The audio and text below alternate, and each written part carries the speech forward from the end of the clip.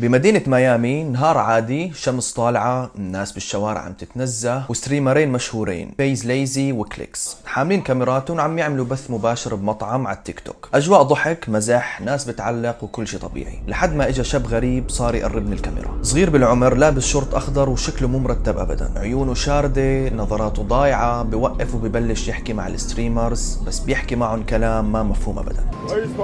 Yo, you good, man? Doing what? Nah, you good? Oh, nah, you off the jaw, huh? You off the jaw. المشهد كان مربك، حاولوا يهدوا الموقف، ضحكوا ضحكة مجاملة، بس في شيء مو مريح، والجمهور بلش يكتب تعليقات على البث من نوع مين هاد؟ ضايع، يمكن مدمن، يمكن مريض، يلا كبروا عقلكم. الكل شافوا لحظة عابرة ومرقت، بس ما كانت عابرة أبدا. بعد ساعات من نهاية البث، فيز ليسي استلم رسالة خاصة من حساب اسمه ترند كولمان. الرسالة كانت بسيطة بس كانت باردة مثل الجليد. كتب له: هذا أخي، هذا تروي، صار له مفقود أكثر من 3 شهور. الشاب طلع اسمه تروي كولمان، شاب عمره 17 سنة من ولاية ميشيغان، اختفى فجأة من بيته بدون أي أثر، بيعاني من مرض نفسي اسمه الفصام، حكيت عنه بهذا المقطع لا يفوتكم. هذا المرض بخلي الواحد يفصل عن الواقع، يتوه ويضيع جوات راسه. أهله بلغوا الشرطة، دوروا عليه بكل مكان، بس ما كان في دليل، لا كاميرات، لا شهود، ولا حتى جثة. كل شيء كان يقول تروي مات أو قتل، والشرطة حطت قضيته قضية قتل، انه مثل ما قلت ما في اي جثة، بس الحقيقة كانت عم تمرق لايف قدام آلاف الناس وما حدا لاحظ.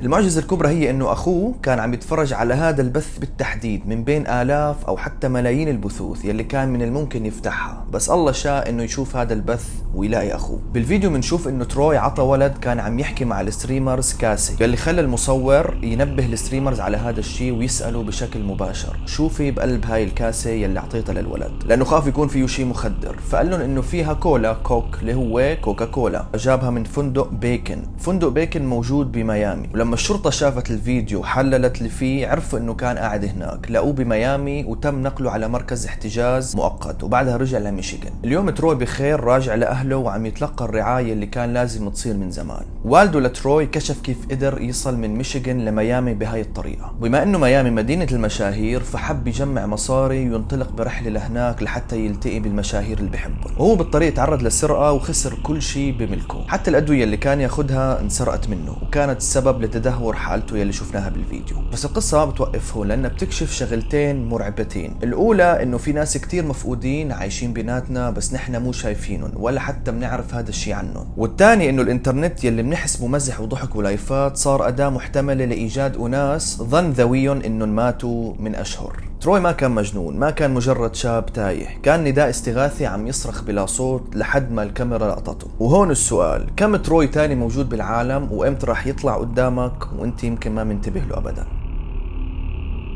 قبل ما نفوت بالقصة الثانية، بتمنى منكم تشتركوا بالقناة لنوصل ل 3000 مشترك، ولا تنسى تشارك هالقصص الغريبة لرفقاتك، تعمل لها مشاركة وتحط لايك ليحفزني هذا الشيء أعمل المزيد من الفيديوهات وأقدر أحاول أبدع إن شاء الله.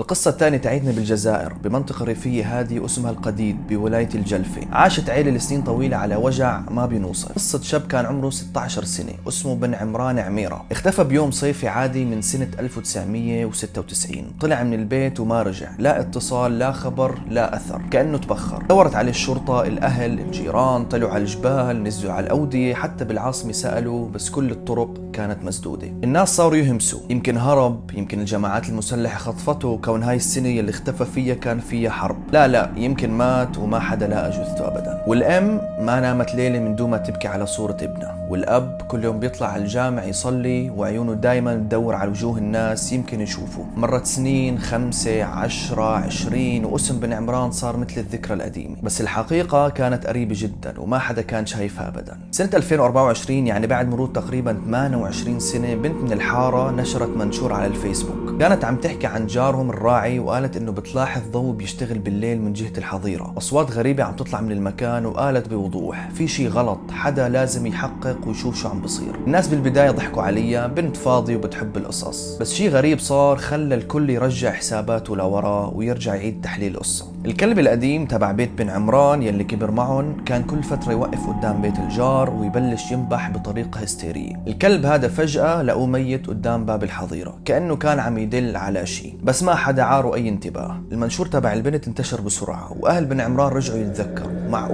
معقول يكون هو هذا الجاري اللي اخده. كان يضل يوقف هناك، اظن الكلب. بتتذكروا وقت قلنا انه الحظيره عم يطلع منها صوت غريب؟ بلشت الخيوط تتجمع، الشك زاد وتم تبليغ الشرطه فاتت على المكان، وكان في حظيره حيوانات مثل اي حظيره، بس في مكان كان فيه تبن، في نقطه غريبه بالارض كان فيها شيء متخبي، مكان بيشبه القبر. حفروا شوي لقوا باب خشبي صغير، فتحوه وكانت المفاجاه. شاب ضعيف شاحب معصوب العينين مكبل قاعد بقلب الحفره. طلع هذا هو بن عمران، يعني ما مات، ما سافر، ما اختفى، كان تحت الارض عم يسمع صوت الناس فوقه بس ما قادر يعمل اي شيء. 28 سنه كامله محبوس ببيت جنب اهله. تخيلوا. قال بن عمران انه كان يسمع صوت والده كل يوم بيطلع الجامع، وكان يشوفه من شق صغير بين الخشب. طب ليش ما حكيت معه؟ ليش ما عيطت لحتى يسمعك؟ قال كنت بدي صرخ، بدي نادي عليه، بس كنت مربط ومهدد ومخدر بالسحر على حسب قوله، انه هو كان مخدره بالسحر وما بيقدر يحكي ابدا. الخاطف ما كان حدا غريب ابدا، كان جار راعي بسيط بيضحك مع الناس وبيسلم على الكل وبينشاف كل يوم بالحاره ولا كانه عامل شيء. هو يلي خطفه من 28 سنه، حبسه تحت الارض وقنعوا انه لو حاول يهرب رح يأذي عيلته وانه مسيطر عليه بالسحر والشعوذه. الاهل انصدموا، الجيران بكوا، والمشهد ما بينوصف. رجال الشرطه نفسهم بكوا لما طلعوه من الشرطه وما قدروا يتحملوا هذا الموقف. اليوم بن عمران عايش بس عم يتعلم كيف يعيش من جديد، جسمه ضعيف، نفسيته منكسره وذاكرته مقطعه، بس قلبه لساته نابض ولسه في امل يتعافى ويرجع طبيعي. القصه هي ما بس عن شاب مفقود، هي عن كيف ممكن تكون الحقيقه مخبايه حرفيا تحت رجليك او جنبك، وعن كلب حاول يحكي وما حدا صدقه، وعن جار ما كان جار ابدا. سنة 2013 بولاية مين بأمريكا اختفى رجل كبير بالعمر اسمه روبرت ماكدونا. روبرت كان عمره 73 سنة وكان مصاب بمرض اسمه الخرف. الخرف هو حالة بتأثر على الذاكرة والتفكير وطريقة التصرف. الشخص المصاب فيه ممكن ينسى وين رايح، يضيع حتى بأماكن بيعرفها، أو ينسى وجوه ناس قريبين عليه، وأحيانا بيتصرف بطريقة مو منطقية أبدا بدون ما يحس. بهديك الليلة طلع روبرت من بيته ومشي بنص الليل بدون ما ينتبه حدا عليه. لما صحوا أهله الصبح اكتشفوا إنه مو موجود. دقوا الشرطة فورا، بدأت عمليات البحث عنه. الموضوع ما كان بسيط أبدا، الجو كان بارد، المكان حواليه أراضي واسعة، مزارع، غابات صغيرة، وحتى مجاري مياه. كل هالمناطق كانت خطر على واحد كبير بالعمر مثل روبرت ومريض بالخرف. الشرطة جابت فرق تفتيش واستعانت بالكلاب البوليسية المدربة على تتبع الروائح، والساعات مرت ببطء، والأمل بلش يخف. رغم كل الجهود ما في أي أثر لروبرت، لا أثر أقدام، لا ملابس، ولا حتى أي دليل بسيط يدل إنه كان بهاي المنطقة. أهل البلد تحركوا كمان وساعدوا بالبحث. صار في جو عام من التوتر والخوف، خصوصا انه روبرت كان معرض يفقد وعيه باي لحظه او يتعرض لشيء خطر. بنفس الوقت القنوات الاخباريه بدات تغطي القصه. واحد من المراسلين كان واقف قدام الكاميرا وعم يحكي عن جهود الشرطه واهالي البلده للبحث عن الرجل المفقود. وبهاللحظه بالذات واثناء تسجيل التقرير ظهر رجل مسن عم يمشي ورا المراسل، شكله تعبان وثيابه مبهدله. لا الصحفي انتبه ولا المصور لاحظ. بعد فتره وقت رجعوا القناه لتراجع الفيديوهات يلي صوروها، لاحظوا انه الشخص يلي مر ورا المراسل هو نفسه روبرت ماكدونا. روبرت كان ماشي لحاله بعيد عن بيته باكثر من 3 كيلومتر، واصل للطريق العام بالغريزه او بالصدفه. لما عرفوا انه هو تحركت الشرطه بسرعه، راحوا لعنده واسعفوه. رغم البرد والتعب والخطر، روبرت كان لسه عايش وقدر ينجو بهالمعجزه الصغيره. وهون بتنتهي واحدة من اغرب قصص الاختفاء والظهور يلي صارت فعلا على ارض الواقع.